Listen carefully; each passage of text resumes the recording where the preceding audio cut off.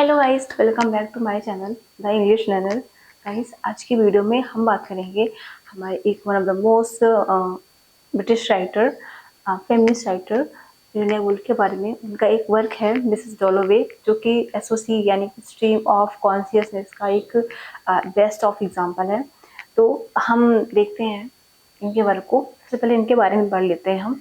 तो Virginia Woolf ये पैदा हुई थी 1882 में, एंड इनका लास्ट जो था डेथ हुई थी 1940 में, यानी कि after post world war first इनकी डेथ हुई थी। तो इन्होंने उस जो फर्स्ट वर्ल्ड वॉर हुआ था, वर्ल्ड वॉर, उसके विषय में इन्होंने बहुत कुछ लिखा था। तो इनका यही एक वर्क है जो कि वन लाइनर नॉन लीनियर है, यानी कि वन डे प्रेजेंट डे का ही पूरा वर्क है। प्रेजेंट डे से स्टार्ट होकर प्रेजेंट डे पे ही खत्म हो जाता है। तो उस वर्क को हम देख लेते हैं। ये वर्क हाय मिसेस डॉलोवे इनर थॉट्स पे ये बेस्ड है। 1925 में ये पब्लिश हुआ था, यानी कि पोस्टह्यूमसली पब्लिश हुआ था। इसके कैरेक्टर के बारे में देखते हैं, क्योंकि हम कैरेक्टर को देखेंगे तो कैरेक्टर से हमें जो इसका स्टोरी है, मेन पॉइंट, वो समझ में आ जाएगा और हमें अच्छे से एक दूसरे से रिलेट कर पाएंगे। तो नेक्स्ट, सबसे पहले इसमें प्रोटोगोनिस्ट है हमारी क्लाइसा डॉलोवे, जो कि मार्केट गई हैं, वहाँ से अपने गए हैं। इन्होंने एक वन डे की अपने घर पे एक पार्टी होस्ट कर रखी है। तो उसके बारे में ये उसी के लिए शॉपिंग करने गई हैं। इनके हस्बैंड है रिचर्ड डॉलोवे। इन्होंने तो ये एक पार्लियामेंट के मेंबर हैं। रिचर्ड डॉलोवे, शादी हुई है क्लैरिसा से, और इनकी बेटी है एलिजाबेथ डॉलोवे। ओके। पीटर वेल्स ये इनका एक्स फ्रेंड था, जिसके साथ ये कॉलेज के दिनों में इनके साथ अफेक्टेड थी एक साथ। ये इन इंडिया के दौरे से आया है, यानी कि इंडिया की जर्नी करके आया है ये, और बहुत ज़्यादा अफेक्टेड था इनके लव को लेके, इनके लव में। एंड शैली शटन की क्लेरिसा की फ्रेंड है। मॉरिन स्मिथ, इस जो ये नॉवल है मिसेस डॉलोवे, इसमें दो स्टोरी चल रही है पैरेलल, यानी कि एक तो है इनकी रिचर्ड डॉलोवे की, एक इनका स्ट्रीम ऑफ कॉन्शियसनेस चल रहा है।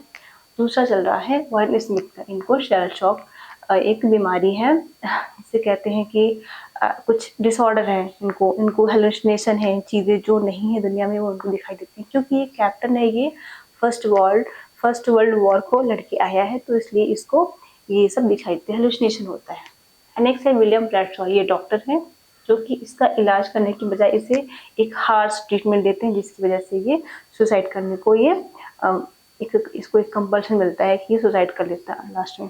एंड एलिजाबेथ, मैंने बताया आपकी इनकी बेटी है। डोरिस किलमैन भी इनकी एलिजाबेथ डॉलोवे की ट्यूटर है, बट वो उसको पसंद नहीं करती, क्योंकि वो अपने थोड़ी सी फ्री माइंड की है, यानी कि जैसे जैसे हमारी क्लैरिसा है उस तरह से उसकी बेटी एलिजाबेथ भी है फ्री माइंड की। इसलिए फ्री, क्योंकि उस टाइम सोसाइटी में एक फ्री लेडी जो अपने मतलब जिसके थॉट जो ब्रॉड माइंड की हो, उसे पसंद नहीं किया जाता था। इस वजह से इसके जो टीचर है उसे हर वक्त डांटती है, उसे पसंद नहीं करती है। स्टोरी की थीम क्या है? नॉन लीनियर यानी कि कुछ भी चल रहा है स्टोरी में, एंड इनर थॉट में, यानी कि आप किसी के सामने से, मैं आपके सामने खड़ी हूँ, मैं आपको कुछ बता रही हूँ, तो पर मेरे माइंड में कुछ और चल रहा है। मैं आपको कॉन्शियसली अनकॉन्शियसली बात कर रही हूँ, कॉन्शियसली मेरा माइंड कहीं और है।